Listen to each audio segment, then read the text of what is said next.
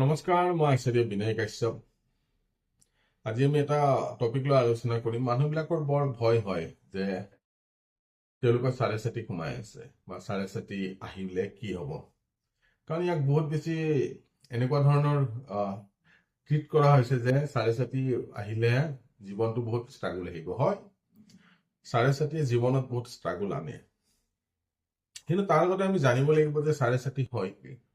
চাৰে চাতি হয় যে কি শনি এটা ৰাশিত প্ৰায় ২.৫ বছৰ কাল থাকে, আৰু শনি যিটো ৰাশিত থাকে সেই ৰাশিটোৰ পৰা এক ঘৰ আগত আৰু সেই ৰাশিটোত আৰু সেই এক ঘৰ পিছত শনিৰ টোটেল প্ৰভাৱ পৰে, আৰু সেই গোটেই কালচোৱাক কোৱা হ'ব চাৰে চাতি, মানে ৭.৫ বছৰ।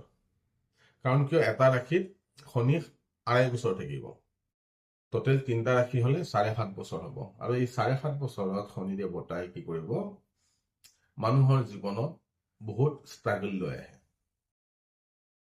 এনেকুৱা নহয় যে শনি মিত্ৰ লগ্নৰ কাৰণে কম ষ্ট্ৰাগল দিব বা শত্ৰু লগ্নৰ কাৰণে বহুত বেছি ষ্ট্ৰাগল দিব, তেনেকুৱা কোনো কথা নাই। মিত্ৰ শত্ৰু শনিয়ে গোটেই সোপাৰ লগতে একেধৰণৰ ট্ৰিট কৰে। মনত ৰাখিব, মানৱ কালত, মানুহৰ জীৱন কালত যদি মানুহ এটাৰ গড় আয়ুস যদি ১০০ বছৰ হয়, তেনেহলে তেনে ক্ষেত্ৰত চাৰে চাতি ৩বাৰ পৰিব।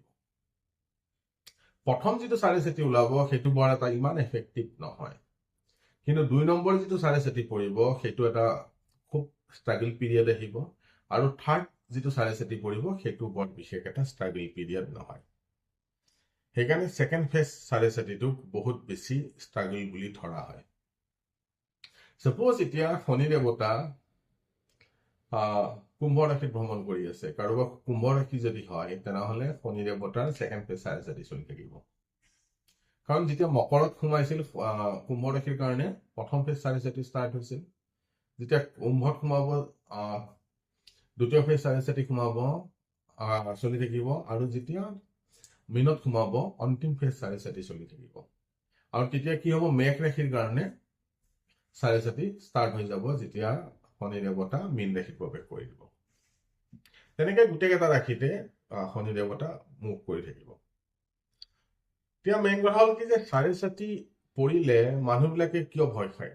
কাৰণ শনি দেৱতাই কি কৰে যে জীৱনটো কেনেকে জীয়াব লাগে, কম সাধনত কেনেকে মানুহ এটাই নিজৰ জীৱনটো পৰিপূৰ্ণ কৰিব পাৰে, পৰিপক্ব কৰিব পাৰে, সেই বস্তুটো শনি দেৱতাই ইয়াতে শিকায়। আৰু এই চাৰে চাতি পিৰিয়ডটো যদি ছেকেণ্ড ফেজ চাৰে চাতি পিৰিয়ড যদি ৩০-৩২ বছৰৰ ভিতৰত যদি আহি যায়, তেনেহলে মানুহৰ জীৱনত উন্নতি হোৱাৰ চান্সেছ বহুত বেছি থাকে। কিন্তু যদি ছেকেণ্ড ফেজ চাৰে চাতিটো যদি মিডিল চাৰে চাতিটো যিটো ৩টা চাৰে চাতি পৰে, তাৰ মাজৰটো যদি ৪০-৪২-৫০ বছৰত পৰে, তেনেহলে অলপ অসুবিধাৰ সন্মুখীন হোৱা দেখা পোৱা যায়। মানুহবিলাকৰ জীৱনত হতাশা বহুত আহে। আৰু এটা কথা মনত ৰাখিব, শনি দেৱতাই মৃত্যুতুল্য কষ্ট দিয়ে চাৰে চাতিত, ন ডাউট দিয়ে, কিন্তু মানুহ এটাক মৃত্যু মুখলৈ ঠেলি নিদিয়ে। সেইকাৰণে আপোনালোকে লক্ষ্য কৰিব যে চাৰে চাতি পিৰিয়ডত মানুহৰ মৃত্যুৰ বৰ বিশেষ মৃত্যু হোৱা দেখা পোৱা নাযায়, কিন্তু তেওঁ মৃত্যুতুল্য বহুত কষ্ট পায়। আৰু চাৰে চাতি পৰিলে কৰিব কি এনেকুৱা উপায় আছে যিটো চাৰে চাতিৰ পৰা আমি হাত সাৰিব পাৰো? একদম সহজ উপায় হ'ল মা কালী আৰাধনা কৰক। যদি হিন্দু ধৰ্মৰ কথা কৈছে, হিন্দু ধৰ্ম মতে মা কালী আৰাধনা কৰক। চাৰে চাতিৰ প্ৰভাৱ বহুত ক্ষেত্ৰত নালিফাই হোৱা দেখা পোৱা যায়। হনুমান দেৱতা আৰাধনা কৰিব লাগে, চাৰে চাতি এফেক্ট নালিফাই হয়। আৰু চাৰে চাতি যদি পৰে তেনেহলে গোটা মাটিমাহ, মুখটো নহয় দেই, গোটা মাটিমাহ ৪৩ দিন নন ষ্টপ যদি দান কৰা হয়, তথাপি শনিৰ দুষ্প্ৰভাৱৰ পৰা বাচিব পৰা যায়। নিয়মিত শনি দেৱতাৰ আৰাধনা বা পূজা পাতল আদি যদি কৰে, তেনেহলে শনি মন্দিৰ দৰ্শন আদি যদি কৰে, তথাপি চাৰে চাতিৰ পৰা হাত সাৰিব পাৰি। খালি এটাই বস্তু মনত ৰাখিব যে চাৰে চাতি যেতিয়া পৰিব, সদায় নিজকে দৃঢ় সংকল্প ল'ব যে মই কামবিলাক ভাল কৰিম আৰু পাৰ্মানেণ্টলি কৰিম, আৰু ডিচিপ্লিনত কৰিম। যিমান ডিচিপ্লিন আপুনি আপোনাৰ জীৱনত ৰাখিব, সিমানে শনিৰ চাৰে চাতিৰ দুষ্প্ৰভাৱৰ পৰা বাচিব। আৰু নেক্সট কথা হ'ল কি যে যিবিলাক বয়োবৃদ্ধ লোক আছে, এজেড মানুহ আছে, তেওঁলোকক সন্মান কৰক। তেওঁলোকৰ কাৰণে কোনো গিফ্ট আদি যদি আপোনালোকে দিয়ে, তথাপিও চাৰে চাতিৰ পৰা হাত সাৰিব পাৰি। চাৰে চাতি পৰিব বুলি যে মনটোক বহুত কষ্ট নিদিব, কাৰণ শনি হ'ল আটাইতকৈ শ্ল' মুভিং প্লেনেট আৰু মন মানে হ'ল চন্দ্ৰ আটাইতকৈ ফাষ্ট মুভিং প্লেনেট। যেতিয়া ফাষ্ট অবজেক্ট এটা শ্ল' অবজেক্টৰ লগত যদি তাৰ কিবা যোগসূত্ৰ লাগে তেনেহ'লে মনত বহুত বেছি বেয়াকে প্ৰভাৱ পৰে। সেইকাৰণে মনটোক বেলেগ ফালে লগাওক, বৰ বেছি কষ্ট আদি হৈ আছে এইবিলাকৰ কথা বৰ বিশেষ নাভাবি মনটো এংগেজ কৰিব চেষ্টা কৰিব, মেডিটেশ্যন কৰিব। চাব যে চাৰে চাতিৰ যিটো দুষ্প্ৰভাৱ আছে তাৰ পৰা ইজিলি হাত সাৰি যাব।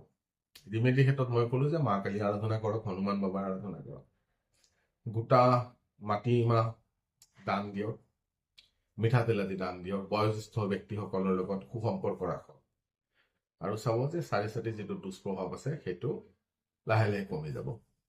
আশা কৰোঁ এই ভিডিঅ'টো আপোনালোকক চাৰে চাতিৰ দুষ্প্ৰভাৱৰ কাৰণে যিটো এটা মনত টুকুল টুকুল লাগি থাকে সেইটো অলপ হ'লে দূৰ কৰিব।